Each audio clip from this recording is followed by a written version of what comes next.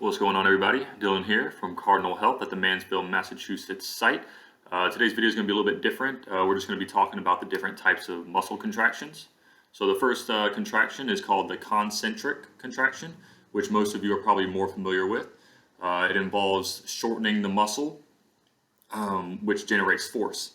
So for instance, doing like a bicep curl, it involves taking the palm, bending at the elbow joint, and kind of just curling this up. You see how the muscle here contracts and shortens. That's called the concentric contraction. This type of contraction recruits the most muscle fibers. So it is mostly used for hypertrophy, which is just expanding the muscle in general. The next type of contraction is the eccentric contraction.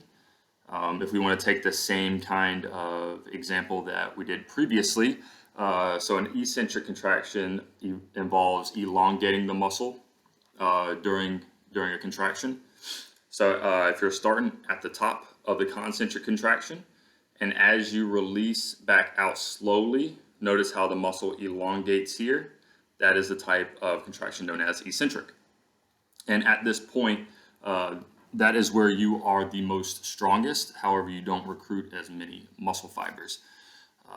And this can be due to involuntary, whenever you're struggling to get that last rep up, and as your muscle is giving out and that weight starts to come back down,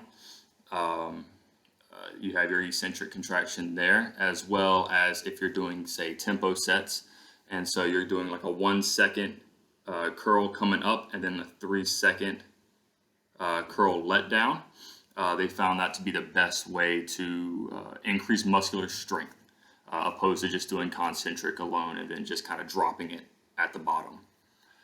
And the last type of contraction is called isometrics, and that involves holding the weight or the motion in place without moving and holding that force.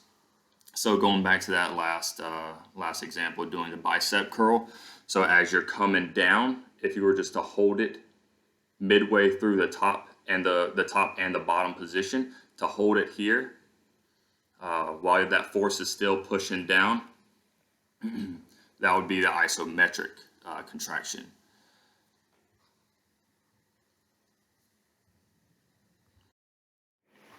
And isometric contractions are useful if you're working in, say, like sticky or dead zones, where you find that you're the most weak in between these two ranges. You can hold there for a certain amount of time, however long you can, and then eccentrically let it down as slow as possible.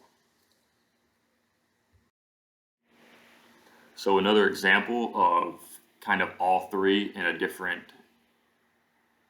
exercise would be if you would take a squat, and as you would load up coming down with the weight on your back, if you're going down nice and slow like you should, going down is the eccentric movement. And when you hit the bottom and kind of hold and pause there for about half a second to a second would be your isometric contraction.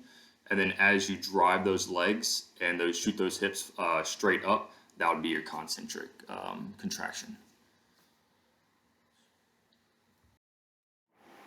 If you have any questions, feel free to drop a comment down below, and make sure you check out more of our videos. Thanks.